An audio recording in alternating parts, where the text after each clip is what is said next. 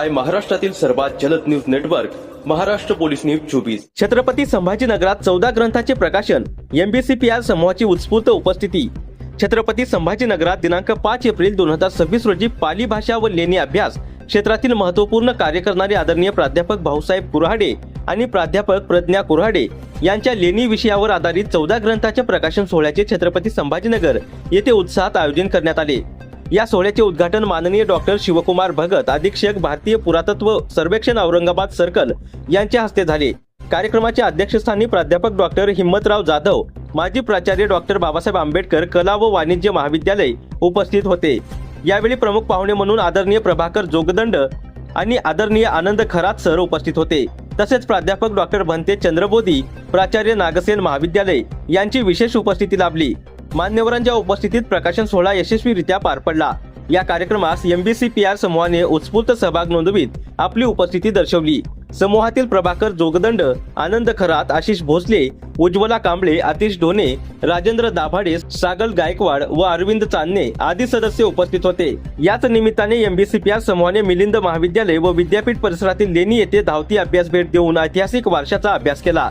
सदर कार्यक्रमाने लेणी अभ्यास व संशोधन क्षेत्राला नवी दिशा मिळेल असा विश्वास व्यक्त करण्यात आला। सिद्धार्थ कॉलेजमधून सरांनी 1999 साली MSc एनालिटिकल केमिस्ट्री या विषयामध्ये MSc पूर्ण केले। त्यानंतर मॅनकाइंड फार्मास्युटिकल्स मध्ये क्वालिटी कंट्रोल विभागात ते मॅनेजर म्हणून त्यांनी 27 वर्ष ते पद भूषवले। लेणी संवर्धन क्षेत्रात मागील 10 वर्षात त्यांनी जवळपास 150 हून अधिक भेटी दिल्या। 15 हून अधिक गड किल्ले, 5 हून अधिक ट्रेक्स त्यांनी केले। अनेक नवीन आणि दुर्गम भागातील लेण्या त्यांनी उजेडात आणल्या। लेणी संवर्धन करत असताना अनेक उपक्रम त्यांनी राबवले। त्यात लेणीचा प्रचार आणि प्रसार करण्या हेतूने आतापर्यंत हजारो लोकांना सातत्याने लेणीकडे वळवण्याचे कार्य त्यांनी केले। श्रमदान, सातवाहन काळातील पेहराव, दीपोत्सव याद्वारे ज्यामुळे लोकांची लेण्याकडील वंदळ वाढून त्यांना लेणी संवर्धन करण्यासाठी सरांनी प्रेरणा आणि प्रोत्साहन दिले आहे। शोधक वृत्तीचे ऐतिहासिक वारसा जपणाऱ्या आजच्या प्रमुख पाहुण्यांचा हा अल्पसा परिचय करून देण्याची संधी मला आयोजकांनी दिली, त्याबद्दल खूप खूप धन्यवाद। थँक्यू व्हेरी मच मॅडम, खूप खूप धन्यवाद। पाहुण्यांचा परिचय 14 पुस्तकांचा आपल्या समोर सोहळा संपन्न होत आहे। ही 14 पुस्तके ज्यावेळेस आपल्या समोर येतात, आपल्या हातामध्ये येतील, त्यावेळेस ही पुस्तकं आपण वाचाल। परंतु ही पुस्तकं वाचत असताना सरांनी त्याच्यामध्ये जे काही मुद्दे दिलेले आहेत, जी काही माहिती दिलेली आहे, ती माहिती त्या ठिकाणी जाऊन त्याचा अभ्यास करा। त्या सरांनी संपूर्ण लेणींचं मार्गदर्शन या पुस्तकांमध्ये दिलेलं आहे। मी सरांचं पुस्तक वाचलेलं आहे। प्रत्येक लेणीमध्ये जी काही शिल्प आहे, जी काही चित्र आहे, जे काही शिलालेख आहे, त्या लेणीचे बारकावे सरांनी त्या ठिकाणी दिलेला आहे। आणि ज्यावेळेस मी पर्यटक मार्गदर्शक म्हणून गाईड म्हणून एखाद्या ठिकाणी जातो, गाईड म्हणून एखाद्या ठिकाणी गेल्याच्या नंतर सर्वात अगोदर प्रश्न असतो, काय प्रश्न असतो, इथं काय लिहिलंय, कोणी लिहिलंय, कधी लिहिलंय, हे कोणी तयार केलं, हे प्रश्न ज्यावेळेस समोर येतात, या प्रश्नांचं ज्यावेळेस आपण उत्तर शोधायचा प्रयत्न करतो, ज्यावेळेस आम्ही गाईड म्हणून अभ्यास करत असतो, त्यावेळेस आम्हाला जे रेफरन्स वाचावे लागतात ते सगळे इंग्रजी भाषेतील रेफरन्स असतात। आणि इंग्रजी भाषेतील रेफरन्स वाचत असताना त्याचं मराठीमध्ये लिप्यांतर करून, भाषांतर करून सांगत असताना काही चुका सुद्धा होऊ शकतात आमच्याकडून। परंतु सरांच्या माध्यमातून वेगवेगळ्या लेण्यांची, आता अजिंठा लेणी असेल, पितळखोरा, घटोत्कच, वेरूळ, औरंगाबादची लेणी आहे, यांची जी काही पुस्तकं प्रकाशित झाली आहे आणि या पुस्तकं प्रकाशित झाल्यानंतर त्याचं मराठी भाषांतर आम्हाला मिळालेलं आहे। माझ्यासाठी ते तुम्हाला सुद्धा मिळालेलं आहे। आणि ज्यावेळेस ते आपल्याला मिळेल त्यावेळेस त्या पुस्तकांमधून आपल्याला त्या लेणीचा जो तंतोतंत खरा इतिहास आहे तो सर्वांसमोर मांडता येईल, सर्वांना अनुभवता येईल। कारण पुस्तकं आपल्याला फक्त पेन आणि शाई यांनी लिहिलेलं, काही कागद आणि शाईने फक्त लिहिलेलं एक फक्त कागद नाहीये, तो एक आपल्याला आपल्या इतिहासाची जडणघडण, सांस्कृतिक वारसा, धार्मिक वारसा आणि इतिहासात झालेले बदल दर्शवून देतात। त्याचबरोबर ही पुस्तकं आपल्याला अगदी जगायला पण शिकवतात आणि आपल्याला त्या पद्धतीने वागायला पण शिकवतात। अनेक लेण्यांमध्ये ज्यावेळेस आपण जातो, गेल्यानंतर त्या ठिकाणी जी काही चित्रकला असते, ती चित्रकला पाहिल्याच्या नंतर सगळ्यात पहिल्यांदा आपल्या मनामध्ये प्रश्न येतो की बाबा हे काय केलं असेल, हे कशा पद्धतीने तयार केलं असेल. परंतु ज्यावेळेस आपण सरांसाठी जे काही मराठी माध्यमातून पुस्तकं आहे ती पुस्तकं वाचतो, त्यावेळेस त्या चित्रांमध्ये ती पद्मपाणी की वैश्वपाणी हे त्यावेळेस आपल्याला तिथे जाऊन समजतो. तो विद्याधर आहे की दुसरं कोणी आहे, हरिती आहे हे आपल्याला त्या ठिकाणी जाऊन समजतं.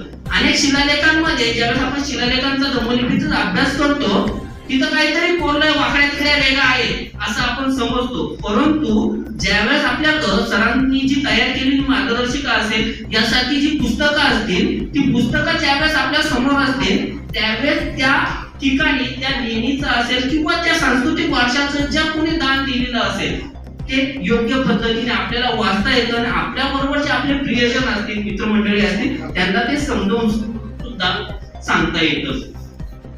लेण्यांव्यतिरिक्त किल्ले असतील, मंदिरं असतील, या ठिकाणी सुद्धा आपल्याला अनेक शिलालेख पाहायला मिळतात, अनेक वास्तू पाहायला मिळतात. त्या वास्तूंचं ज्यावेळेस आपण अभ्यास करतो, अभ्यास करत असताना त्याच्यामध्ये वेगवेगळी वर्गीकरण आपल्याला पाहायला मिळते. सरांनी आपल्याला बोलत असताना सर्वांना शुभ दुपार. आजच्या या कार्यक्रमात कस्तुरी मृग दूरवर असतं, पण त्यानं सारं रान आपल्या सुगंधानं दरवळून टाकलेलं असतं. अशीच काही माणसं आपल्या आसपास असतात आणि जे आपल्या व्यक्तिमत्वानं जग सुगंधी करत असतात. असंच आपलं कर्तृत्व, नेतृत्व आणि दातृत्व सिद्ध केलेलं अष्टपैलू व्यक्तिमत्व असलेले आजचे प्रमुख पाहुणे आयुष्यमान आनंदजी खरात साहेब, त्यांचा या ठिकाणी मला परिचय करून देत असताना विशेष आनंद होत आहे. त्यांनी प्रमुख नियोजन सदस्य लेडी संवर्धन movement of Buddhist caves preservation and restoration समूह या समूहाच्या अंतर्गत लेडीवर आतापर्यंत 63 लेडी भेट कार्यशाळा आयोजित त्यांनी केलेल्या आहेत. वन विभाग आणि महाराष्ट्र पर्यटन संचालनालय यांचं अधिकृत पर्यटन मार्गदर्शन म्हणजेच गाईड होते आहे. आतापर्यंत movement of Buddhist caves preservation and restoration या संस्थेच्या वतीनं मोफत धम्मलिपी म्हणजेच ब्राह्मणी लिपी प्रशिक्षणाच्या 31 बॅच त्यांनी घेतलेला असून त्यामध्ये धम्मलिपी प्रशिक्षक अभ्यासक म्हणून त्यांनी काम केलेलं आहे. आतापर्यंत या संस्थेच्या माध्यमातून हजारो विद्यार्थ्यांना सरांनी ज्ञानार्जन केलेलं आहे. यामध्ये प्राध्यापक, डॉक्टर, इंजिनियर, वकील, उद्योजक, शिक्षक, पोलीस, तहसीलदार, शेतकरी, विद्यार्थी अशा अनेक माध्यमात समाजातल्या सामान्य व्यक्तीपर्यंत या ठिकाणी त्यांनी शिकवलेलं आहे. Indira Gandhi national open university यांच्याकडून धम्मलिपी प्रशिक्षण घेतल्यानंतर movement of Buddhist caves preservation and restoration संस्थेच्या मार्फत त्यांनी मोफत धम्मलिपी प्रशिक्षण देऊन प्रत्यक्ष विद्यार्थ्यांना त्यांनी लेणीवर घेऊन जात त्या ठिकाणी शिलालेखांचं वाचन, प्रत्यक्ष लिप्यांतरण करून घेण्याचं काम केलेलं आहे. पुराभिलेख संचालनालय महाराष्ट्र शासन यांचे अधिकृत मोडी लिपी कागदपत्रे लिप्यांतरकार म्हणून ते काम करत आहेत. भारतीय पुरातत्व सर्वेक्षण विभागाशी पत्रव्यवहार करून लेणी संबंधित माहिती तसेच त्या ठिकाणी होणारी कामं यांचं संकलन करून सहकार्याने लेणी संवर्धन गतिमान करण्यासाठी प्रयत्न करत आहेत.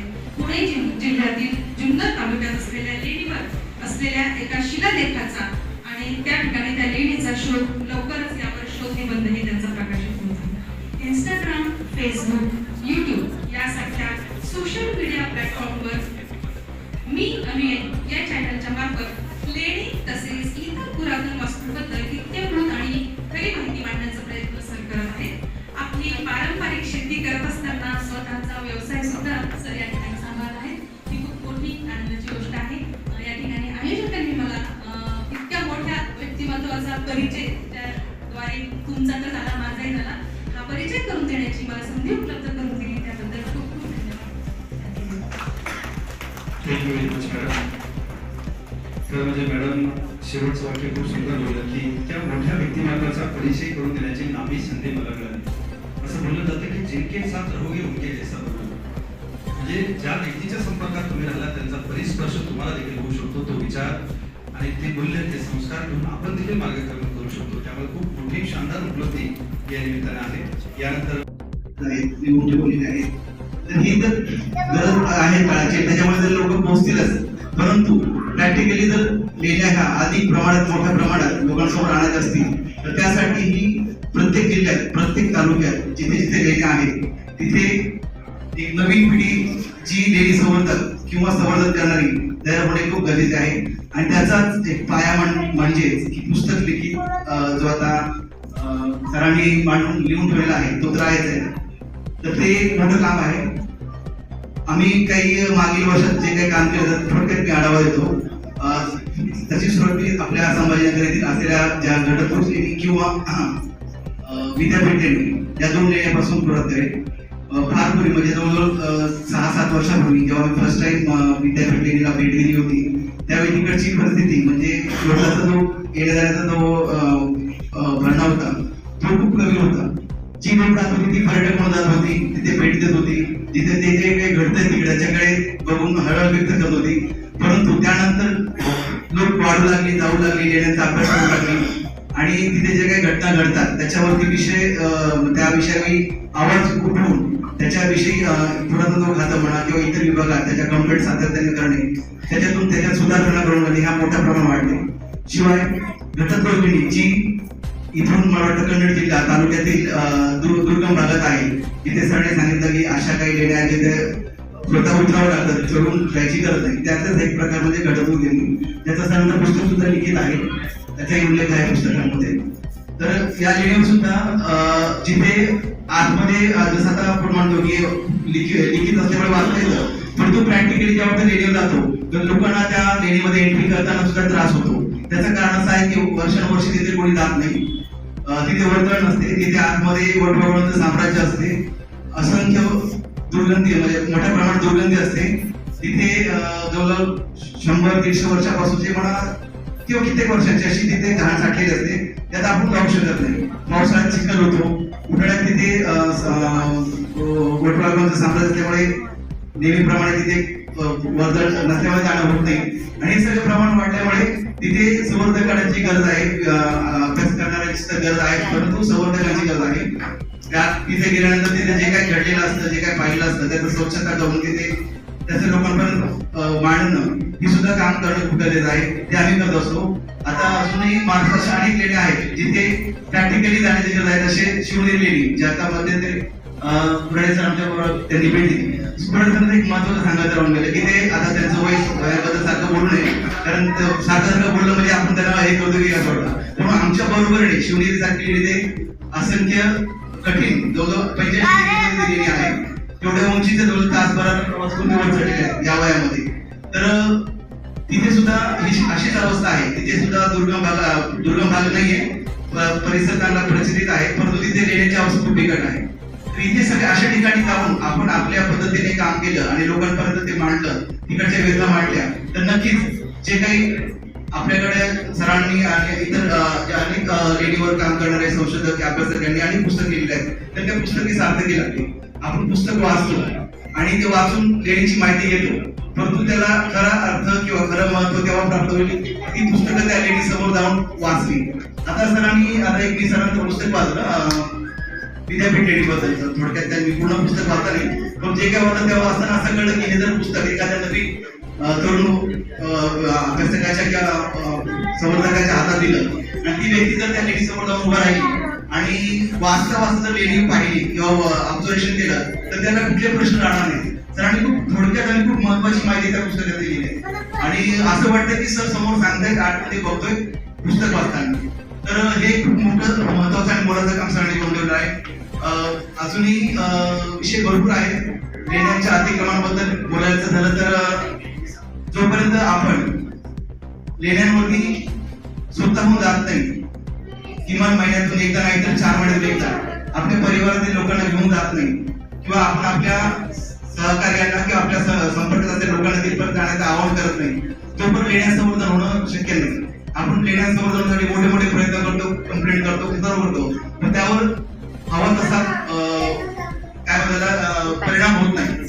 हा परिणाम जर करायचा असेल तर आपल्याला प्रॅक्टिकली लेण्यावर जाण्याची गरज आहे.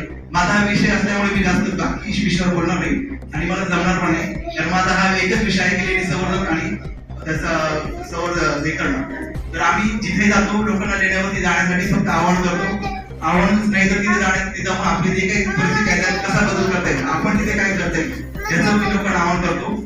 त्यातूनच आतापर्यंत महाराष्ट्रात मला वाटतं बऱ्याच अशा वेगवेगळ्या संघटना काम करतात आणि माझ्या मते याची सुरुवात जरी मागील 10 वर्ष झाली असतील तरी मला वाटतं हजारो लोक याच्यावरती काम करू लागले. त्याचं मागील 10 वर्षापूर्वी खूप नगर लेखकाचे प्रमाणे आढळून होईल आणि त्याच्यात काही हे नाही. परंतु महाराष्ट्र पोलीस न्यूज 24 साठी महाराष्ट्र प्रतिनिधी पंकज सरोदे.